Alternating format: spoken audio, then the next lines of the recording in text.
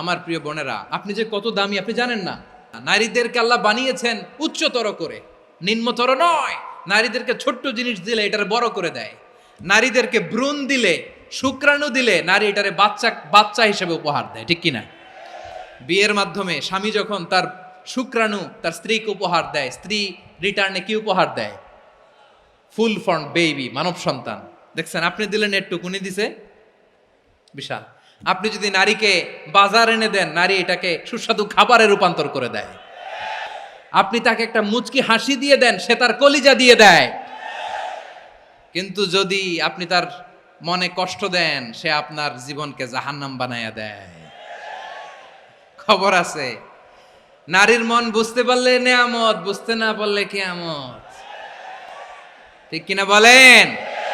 নারী যে কত সম্মানিত, নারীর এটা বুঝেই নাই। বিশ্বনবী বলেন, আর দুনিয়া কুল্লুহা মাতা ওয়া খায়রু মাতা'আদ দুনিয়া আল মারআতুস সালিহা। আমার বোনেরা, 5টা প্যান্ডেলে আপনারা এলইডিতে আমার আলোচনা শুনছেন, আমি জানি। আপনাদের এই গর্ভ যে কত দামি আপনি জানেন না। আপনার পেট থেকেই আসবে আগামী দিনের সালাহুদ্দিন আল আইয়ুবী। আপনার পেট থেকেই আসবে অনাগত দিনের ইমাম মাহদী আল মুনতাজার। আপনার পেট থেকেই আসবে অনাগত দিনের ফয়সাল, ওয়াসিম, মুগ্ধ, আবু সাইদের মতো বীর যোদ্ধা।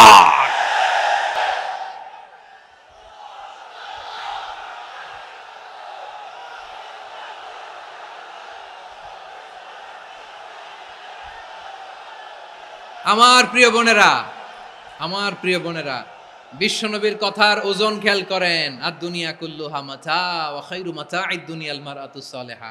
দুনিয়ার সবকিছুই অ্যাসেট, এর মধ্যে সবচেয়ে দামি অ্যাসেট নেককার নারী। আপনার গর্ভ যে কত দামি আপনি জানেন না। নিজের সময়টাকে কাজে লাগান, কোরআন পড়েন, সুন্নাহ পড়েন। আপনার অনেক দায়িত্ব ঘরে। You are the MD of your family. একটা family it's a very big institution. পরিবার একটা অনেক বড় প্রতিষ্ঠান। And you are the MD of your institution. আপনি এই পরিবারের MD, managing director of your family. এখানে আপনার কত দায়িত্ব। আপনি ছেলেমেয়েদেরকে তারবিয়া করবেন। আপনি আপনার স্বামীর জন্য ঘরটারে জান্নাতের নীর বানাবেন। আপনার জন্য জান্নাতের ডুপ্লেক্স বাড়ি ওইখানে তৈরি করে রাখবে কে? আপনি যে কত দামি আপনি জানেন না। নারীদেরকে আল্লাহ বানিয়েছেন উচ্চতর করে, নিম্নতর নয়। আমার প্রিয় বোনেরা, আপনি যে কত দামি আপনি জানেন না। জানেন না আপনি কত দামি, অনেক দামি আপনি। আপনাদেরকে যেন ভোগের সস্তা পণ্য বানাতে না পারে, আপনাদেরকে সচেতন থাকতে হবে, সজাগ থাকতে হবে, কনসার্ন থাকতে হবে। শয়তানের ওই হাতছানির দিকে আর নজর দেওয়া যাবে না। তাহলে কেন আল্লাহ তাআলা এই ফাহশা, অশ্লীলতাকে হারাম করলেন? 1 নাম্বার, এতে হিউম্যান ডিগনিটি কমে। 2 নাম্বার, এতে মানুষের অধিকার নষ্ট হয়। আপনি বিয়ে করেছেন, এরে পরকিয়া করেন, ওর সাথে এরকম আছে না নাই? স্ত্রীর অধিকার নষ্ট করেছেন। আপনি বিবাহ সম্পর্কে আবদ্ধ হয়েছেন তার সাথে, আপনি পরকিয়া করেন ওই ছেলের সাথে, আপনি আপনার হাজবেন্ডের সাথে বিট্রে করেছেন। এজন্য আল্লাহ অশ্লীলতাকে হারাম করেছেন। অশ্লীলতাকে হারাম করার আরেকটা কারণ হচ্ছে আল্লাহ তাআলা এই হিউম্যান জেনারেশনকে এটাকে প্রিজার্ভ করতে চায়। হিফজুন নাসল, এটা মাকাসিদুশ শরিয়ার অনেক গুরুত্বপূর্ণ একটা মাকাসিদ, অনেক গুরুত্বপূর্ণ। আপনার নাসল, আপনার জেনারেশনকে সংরক্ষণ করা। এই যে আসতেছে ফেব্রুয়ারি, কত ফেব্রুয়ারি জানো? এটা কি বিশ্ব ভালোবাসা দিবস? হ্যাঁ, কি দিবস?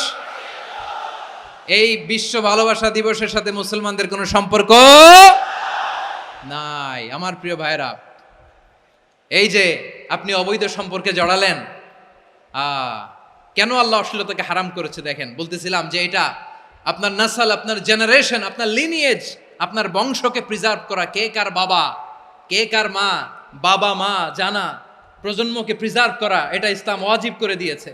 এই যে অবৈধ সম্পর্কের কারণে, বিশ্ব বেহায়া দিবসের কারণে, এগুলোর আউটকাম, আউটপুট হিসেবে মাঝে মাঝেই ঢাকা মেডিকেলের ডাস্টবিনে নবজাতকের বাচ্চার কান্নার আওয়াজ শুনতে পাওয়া যায়। চট্টগ্রাম মেডিকেলের ডাস্টবিনে নবজাতকের কান্না শুনতে পাওয়া যায়। বীর চট্টলার মুসলমানেরা বুঝতে পারলে আওয়াজ করে বলেন, এই যে চট্টগ্রাম মেডিকেলে যে নবজাতকটা পাওয়া গেল, ওর বাবাকে আমাকে বলেন, ওর বাবাকে, ওর মাকে, ও কোন ফ্যামিলির সন্তান কেউ জানে? আপনি হিউম্যান ডিগনিটিকে অপমান করেছেন না? আপনি তার ভবিষ্যৎকে অন্ধকার করেছেন না? আপনি তার লিনিয়েজকে প্রশ্নবিদ্ধ করে দিয়েছেন না। এই জন্য আল্লাহ তাআলা অশ্লীলতাকে আমাদের জন্য হারাম করে দিয়েছেন। পড়েন সুবহানাল্লাহ। এই জন্য রাব্বুল আলামিন বলেন, কুল ইন্নামা حرم ربي الفواحش ما ظهر منها وما بطن। প্রকাশ্য অপ্রকাশ্য সব অশ্লীলতাকে হারাম ঘোষণা করে দিয়েছে কে? আবার দুনিয়ার বুকে যারা অশ্লীলতার প্রসার করে তাদের জন্য শাস্তি মজুদ রেখেছে কে? রব্বুল আলামিন বলেন, ইন্নাল্লাযীনা ইউহিব্বুনা আন তাশিআল ফাহিশাতু ফিল্লাযীনা আমানু লাহুম আযাবুন আলীমুন ফিদ দুনিয়া ওয়াল আখিরাতি ওয়াল্লাহু ইয়ালামু ওয়া আনতুম লা তা'লামুন। নিশ্চয়ই যারা বিশ্বাসীদের মাঝে অশ্লীলতার প্রচার প্রসার করতে চায় তাদের জন্য আমি মর্মন্তুদ শাস্তি প্রস্তুত করে রেখেছি, দুনিয়াতেও রেখেছি, আখিরাতেও রেখেছি। ঘোষণাটা কার?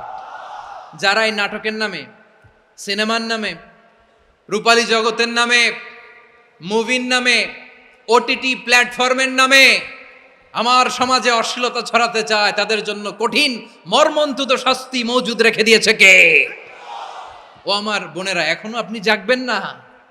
এখনো আপনার চিন্তার দুয়ারে এখনো নাড়া পড়ে নাই? ওরা আপনাকে উলঙ্গ বানাতে চায়, ওরা আপনাকে আইটেম গার্ল বানাতে চায়। এজন্য ইসলাম অশ্লীলতাকে হারাম করেছে। হারাম। ইসলাম বলেছে যোজন যোজন দূরে থাকো, ওরা বলে না কাছে আসো, কাছে আসার গল্প, ক্লোজ আপ ওয়ান, কাছে আসার গল্প আছে না নাই? চট্টগ্রামে তো এগুলো নাই মাশাআল্লাহ। হ্যাঁ, এখানেও আছে ক্লোজ আপ ওয়ান, কাছে আসার গল্প। আল্লাহ বলেন ওয়ালা তাকরাবুজ জিনা, কাছেও এসো না, জিনা থেকে যোজন যোজন কিলো দূরে থাকো, ওরা বলে কাছে আসার গল্প। আমার বীর চট্টলার ভাইয়েরা, কাছে আসতে হলে আমরা কোরআনের কাছে আসব, কাছে আসতে হলে নবীর কাছে আসব, কাছে আসার গল্প হবে আমার রবের কাছে আসার গল্প। চিল্লায় বলো ঠিক কিনা?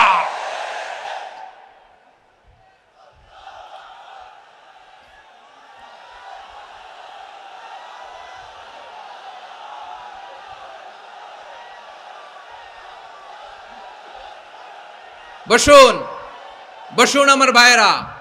তাহলে অশ্লীলতার সাথে আমাদের কোনো সম্পর্ক? সবাই বলতে পারেননি, আওয়াজ করে বলুন, অশ্লীলতার সাথে আমাদের কোনো সম্পর্ক? আমরা এই সমস্ত ক্লোজ আপ ওয়ান, কাছে আসার গল্পের প্রোগ্রামে যাব? আমরা কোন ধরনের অশ্লীল কন্টেন্ট সোশ্যাল মিডিয়ায়, টিভিতে দেখব? কি যুগ যে আমরা কাটাচ্ছি আপনি কল্পনা করতে পারবেন না। পর্ন ইন্ডাস্ট্রি,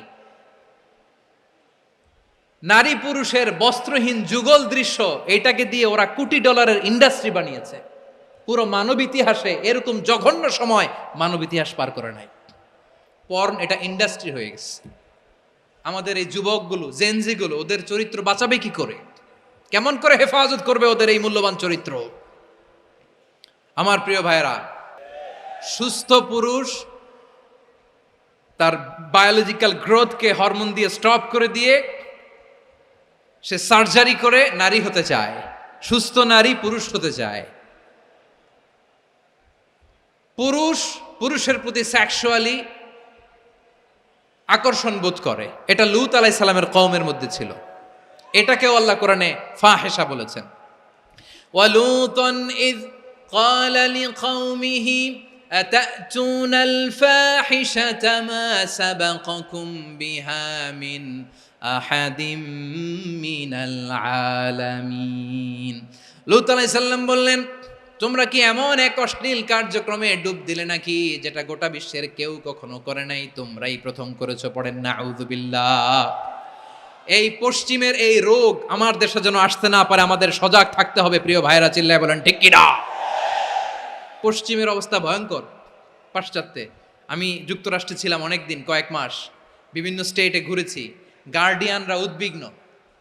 ছেলে মেয়েদেরকে, ছোট্ট ছেলে মেয়ে, ওদেরকে জিজ্ঞেস করে, তুমি how do you feel right now inside yourself? তুমি ভিতরে ভিতরে কেমন ফিল করো? তোমার কি ছেলে ছেলে লাগে না মেয়ে মেয়ে লাগে?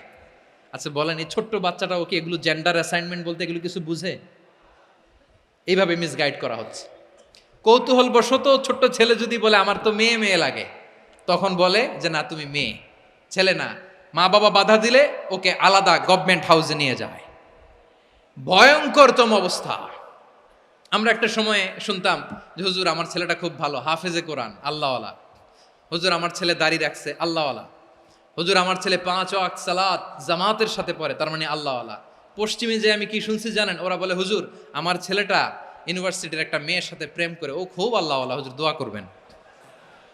এর কারণ ওদের কাছে আল্লাহওয়ালার ক্রাইটেরিয়া হচ্ছে হুজুর আমার ছেলেটা আরেক ছেলের পছন্দ করে নাই, আমার মেয়েটা আরেক মেয়েকে ভালোবাসে নাই, এজন্য আমার ছেলেটা আল্লাহওয়ালা, হুজুর ওর জন্য একটু দোয়া করে দিয়েন। কি চ্যালেঞ্জ ওরা ফেস করতেছে। ওনার ছেলে যে আরেক ছেলেরে বিয়ে করবে না, এটাতেই উনি খুশি যে আলহামদুলিল্লাহ আমার ছেলেটা একটা মেয়েরে ভালোবাসে, আমার মেয়েটা একটা ছেলেরে ভালোবাসে, মানে এটা খুব আল্লাহওয়ালা। নাউজুবিল্লাহ পড়তে পারলেন না? এজন্য অশ্লীলতার সাথে আমাদের কোনো সম্পর্ক